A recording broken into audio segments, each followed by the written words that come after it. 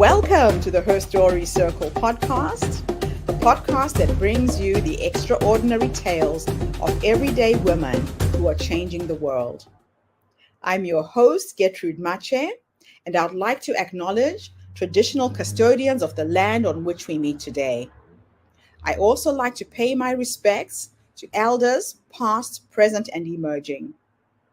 Every week, we dive into the lives, challenges, and triumphs of women from all four corners of the globe. We're here to inspire, enlighten, and connect, sharing stories that uplift and empower. So grab a cup of coffee, settle in, and join us as we explore the incredible journeys of women shaping our future. This is Her Story, where every woman's voice matters. Hello, everybody, and welcome back to the Her Story TV and the Her Story podcast. This is Gertrude Mache here in beautiful Melbourne, Australia. And today I am graced with the presence of yet another fascinating young woman. Welcome, welcome, welcome to our tribe. Please tell everybody your full name, where you're based, how old you are, and share your story with us today.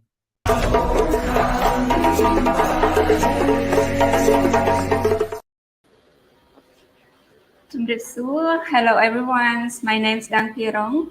People call me Phearong, my first name. I am currently live in Cambodia, work in Cambodia. I was born in Cambodia, and at the moment I live in Phnom Penh city, but I was from Kampong Cham province, which is one of the provinces which is 2 hours away from Phnom Penh city.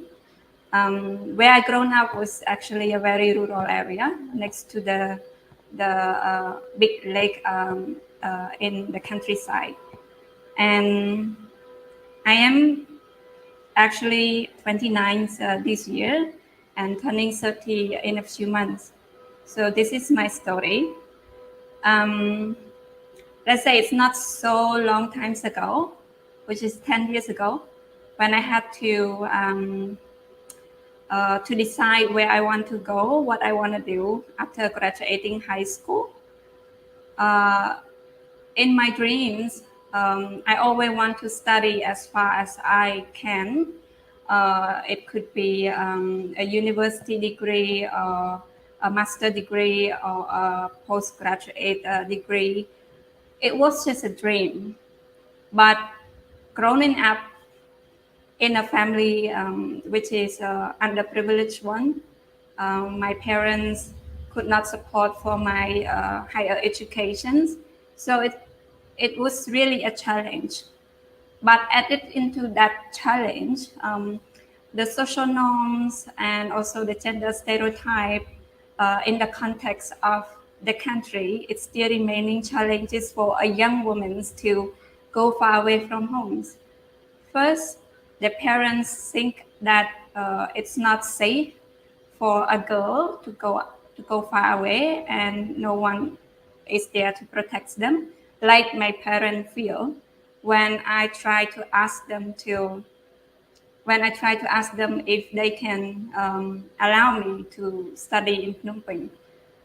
They didn't want me to, because in our social norm, or let's say cultural context, is that the youngest child is supposed to be staying with the family and taking care of the parents. But in my case, I'm the youngest girl in the family, but I don't want to just not studying and live in a family and getting married at a very young age. So I wanted to study as far as I want to. So I fight with my parents that I want to study bachelor degree in Phnom Penh. So it wasn't easy because I have to pay for a living and also I have to pay for university and all of that. And I have to live alone. It's gonna be challenging for me. And my parents didn't want me to as well. So I had to think about a lot of ways to convince my parents to allow me to study in the city.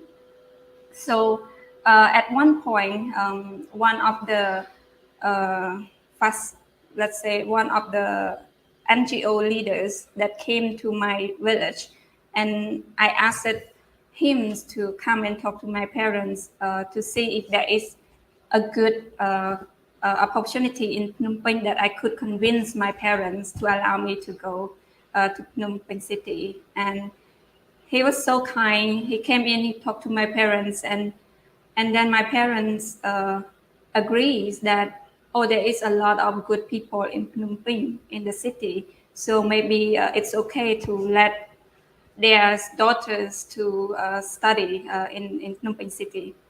So that was it.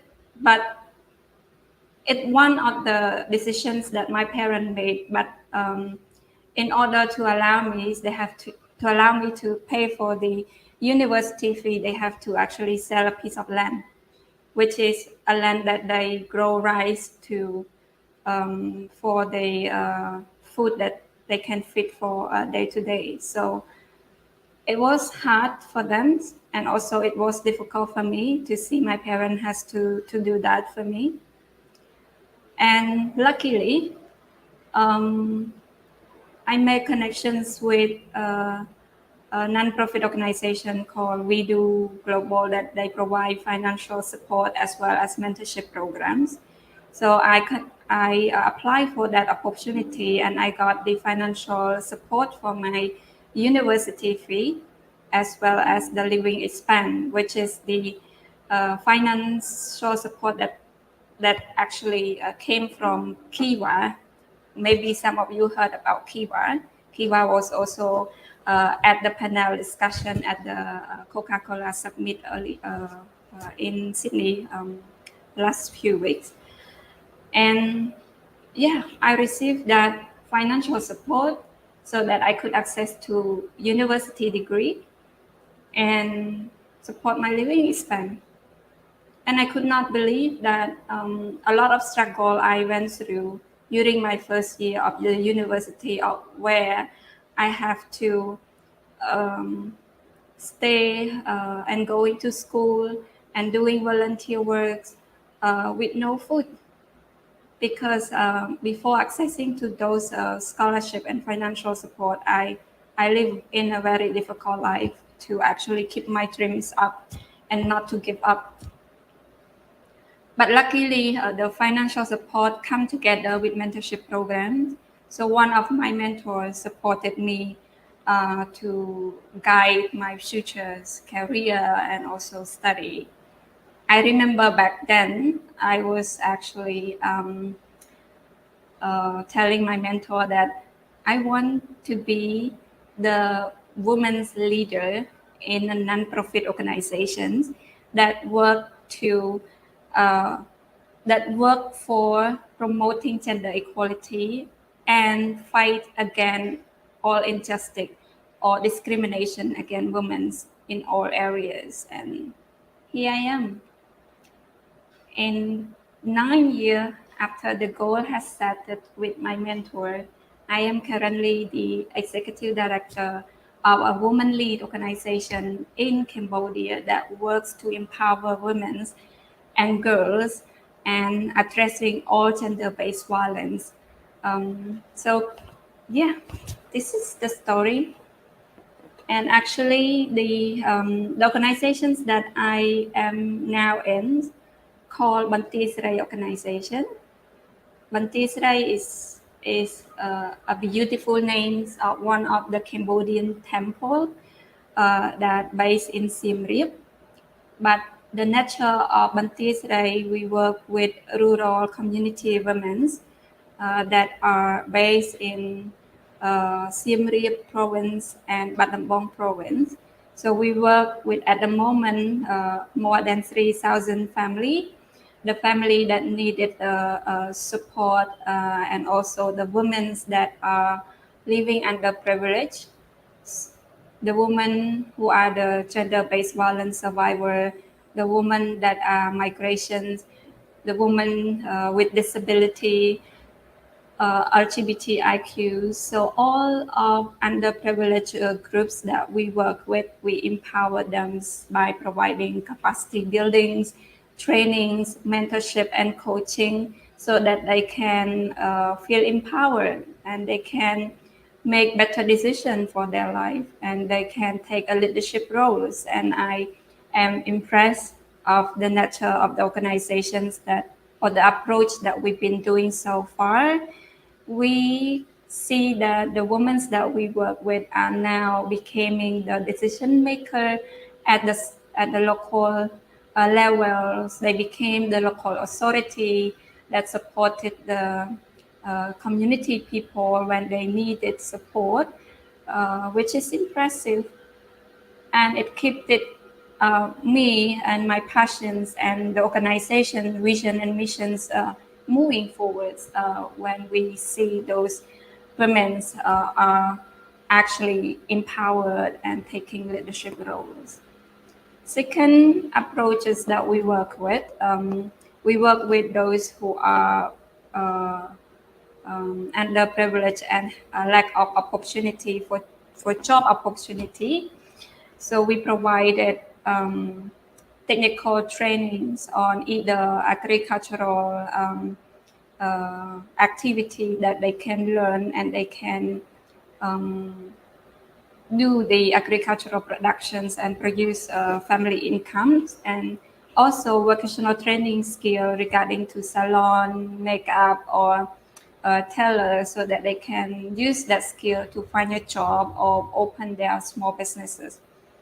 So we see that the family or the women that we work with, they earn no income before participated with our programs, and later on they generated income at least between $50 to $150 per month, which is one of the impressive results that we are happy to see.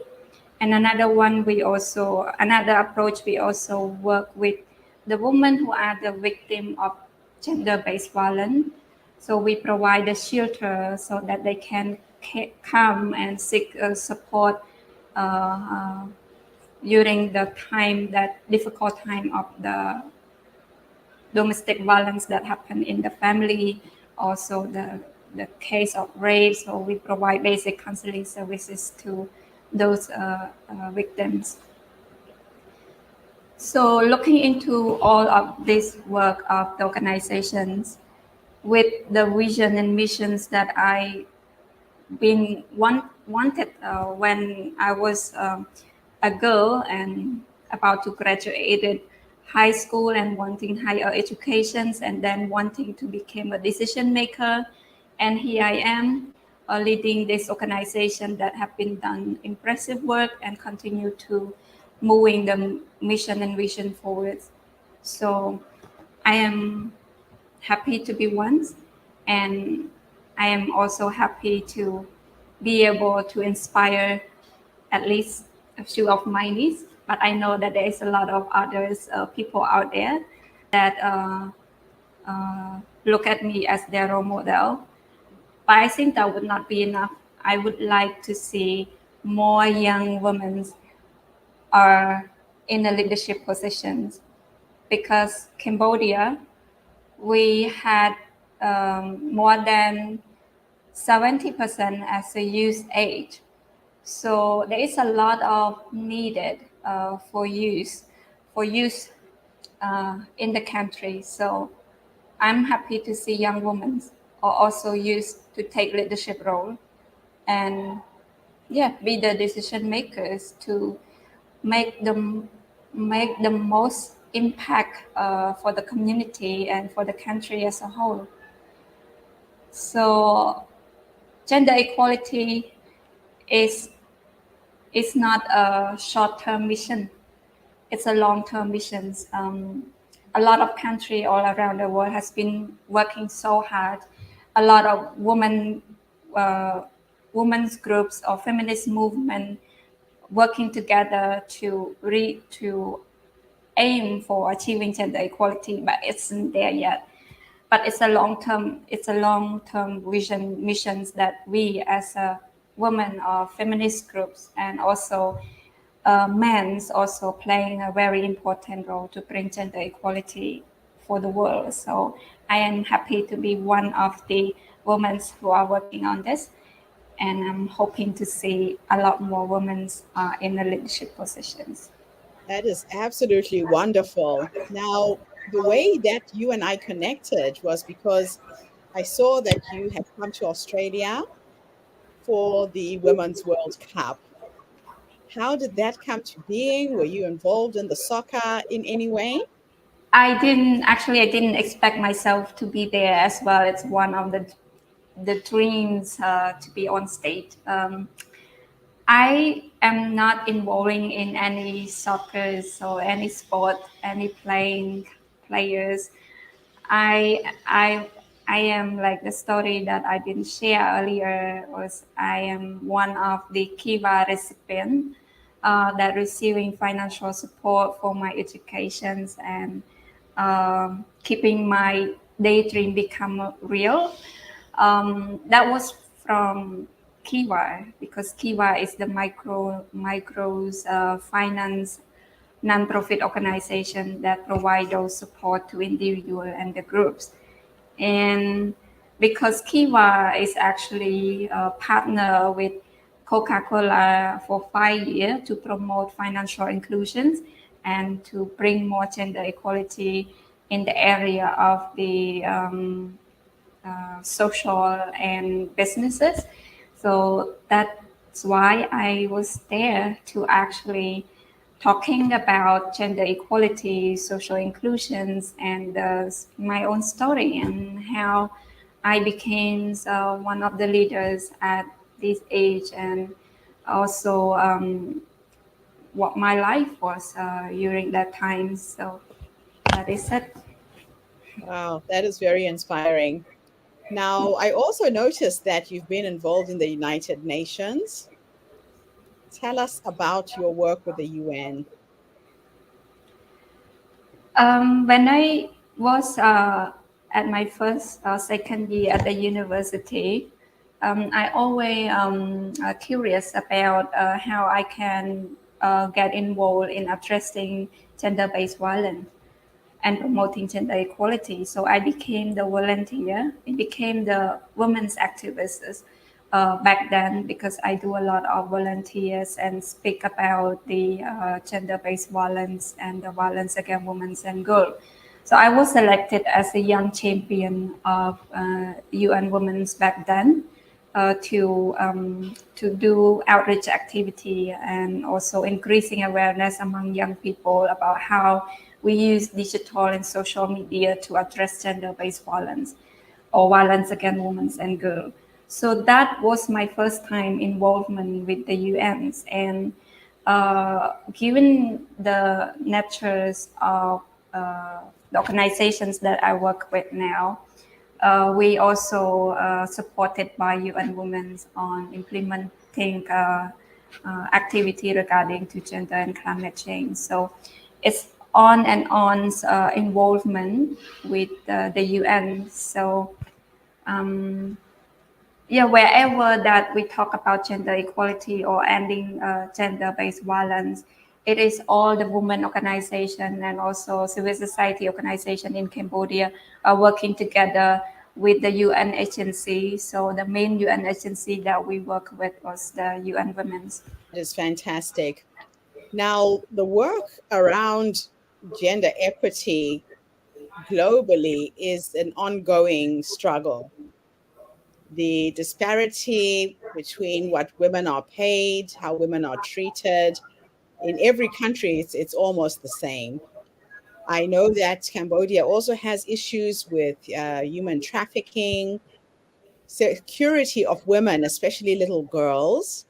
Have you been involved in any of that kind of work as well? Um, yes, the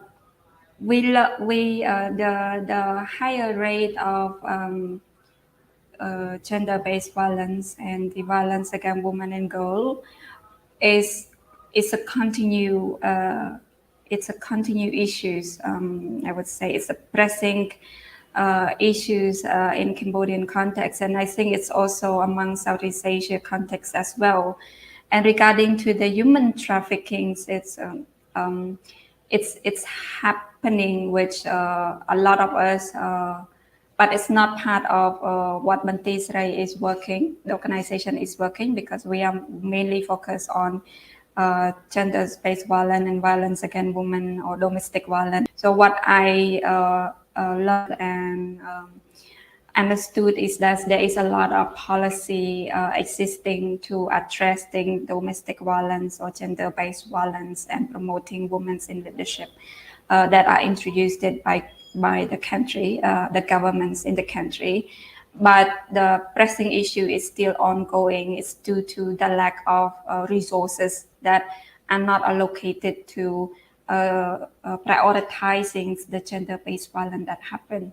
And secondly, is also the capacity of dealing with the cases and also promoting justice within the conflict among, like for example, the violence and also the rape case that happened to girls, to women out there, and also the lack of access to information to where we leave those community behind, which we don't know what's happened out there, and also these three are the main pressing issues at the moment, and we are working together with the authority as well as with the UN agency to actually find the solutions to not leaving those vulnerable behind, and also to make sure that the information reaches to them.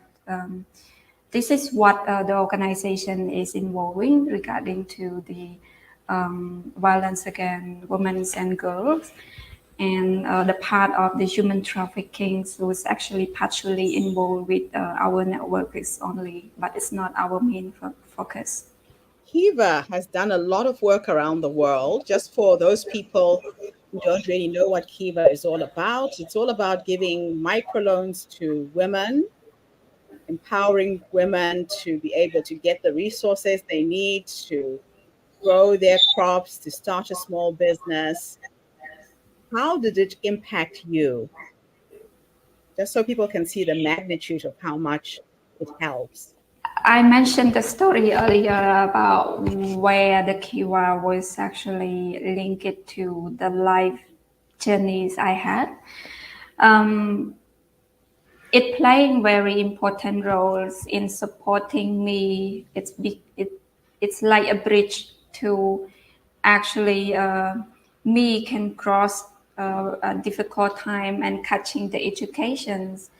Talking about micro loan for the small businesses and having crops and growing the agricultural activity. But for my case, it was about personal and education. Invest in me as an individual. So me as an individual can actually pursuing my dreams and get educations and continue doing the missions that I wish to do, and also having more impact to the community.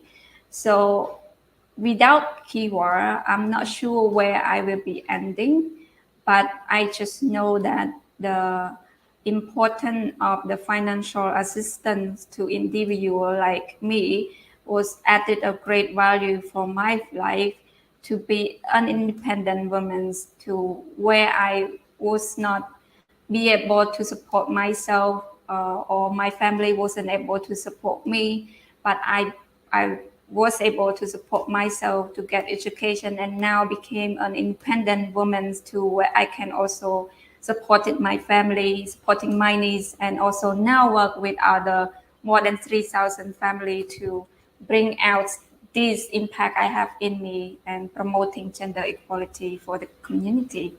So this is the impact where Kiva had on me. It's just incredible.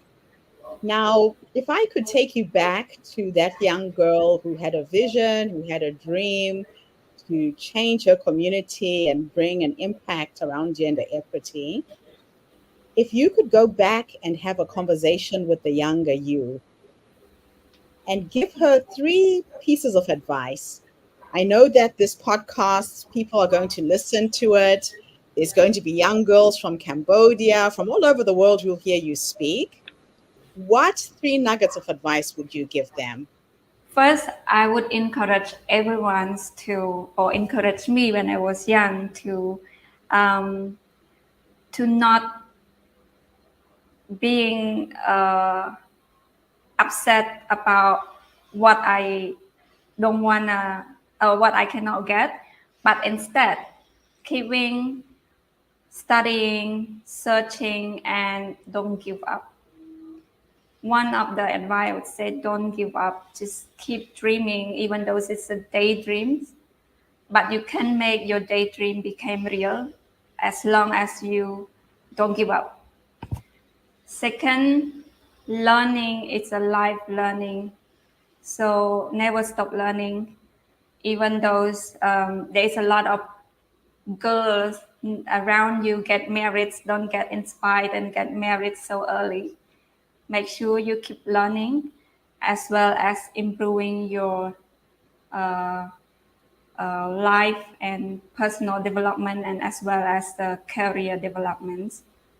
Third is, don't forget to take care of yourself. Um, Study hard, work hard, but prioritize personal health as well. Those are beautiful nuggets of wisdom. It's very true. A lot of women tend to forget to take care of themselves, mostly because you've got to focus on work, on family, on everybody but yourself. So that's really excellent. Now, in an ideal world, what you are working for and working towards every single day is to make the world a better place for women and girls, correct? Yes. So now I'm going to take you into the future and we're going to have a thought experiment. And I'm going to teleport you to the 90-year-old you. You're 90 years old. You are now married. You have grandchildren and children, and you're sitting on your porch reflecting back on your life. If you could go and have a conversation with the future you, that wise woman who's been leading you to the future all your life, what would you say to her if you could meet her today? Well, that's one of the tough questions. I never imagined myself when I was in 90 what I would do, but I would try to think about once what I would like to talk to her when I was 90. I would say that it is impressive that I didn't give up, that I didn't give up my study and my dreams. So um, it would be just more on an expressions to myself in the 90s, to see more young women are now to see more to see more women are now taking leadership role, and we see the world of equality. So thanks to me, that I didn't give up. So now I can sit down and watching the women who talking and also attending meeting and also making a decision for a better world and bringing more pieces to the world. I think you'd be Probably that really was. proud. I love it. I like to ask that question because a lot of women don't realize that the wisdom is already inside us, that that wise woman is here. She's been guiding you ever since you were a little girl. You wouldn't have this vision, you wouldn't have the dream and the ambition that you had unless the wisdom was inside you already. So I like to play with my future self. Sometimes when I get stuck, I meditate, I do my prayers, and I ask myself, what is the next step? What am I supposed to do now? And the answers are already there. You just have to tune into the future you. So thank you for your work. Thank you for the vision that you have to make the world a better place for women and children and empower women and level up the playing field, because a lot of women all over the world are not in a very good position. And when you have the privilege that you've met, I think that is a massive responsibility and a privilege as well. So Yes. Thank thank you you. for coming and sharing with us today your story. We really appreciate the work that you're doing. And this is what her story is all about. It's finding those women who are change makers, who want to leave the planet better than they found it. Thank Thank you. you for the opportunity, and hope that can be shared and someone can also learn from it all. Yes. Thank you. Thank you so much. And we would like to invite you to be one of our speakers. We are planning a women's conference in November. So I'll be getting in touch with you about that. We also want to publish your story in the Her Story magazine. So I That's will great. send you a form to fill out. Just give me some more information on that form. But thank you so Thank much for being with us today. Thank you. Thank you so much. Looking forward to talk to you again. And thank you to everybody who's tuned in today. The Her Story Circle is attracting some phenomenal women from all over the world.